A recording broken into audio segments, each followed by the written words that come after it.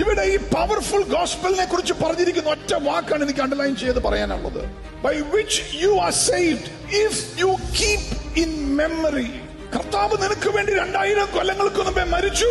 ഈ യേശുവിനെ, ഈ സുവിശേഷത്തെ നിന്റെ മെമ്മറിയിൽ വെക്കുമെങ്കിൽ ഈ സുവിശേഷം നിനക്ക് പ്രയോജനം ചെയ്യും. The gospel will only help you if you keep the gospel in your memory. നീ വേറെന്ത് മറന്നാലും നിന്റെ മെമ്മറിക്കകത്ത് എനിക്ക് വേണ്ടി കാൽവരി ക്രൂശ് 2000 കൊല്ലങ്ങൾക്ക് മുമ്പ് അവസാന തുള്ളി രക്തം വരെയും ചിന്തി, വേദന അനുഭവിച്ച്, കഷ്ടം അനുഭവിച്ച് എന്നെ വീണ്ടെടുക്കുവാനായി ദൈവത്തിന്റെ പുത്രൻ എനിക്ക് വേണ്ടി യാഗമായി. He died for me.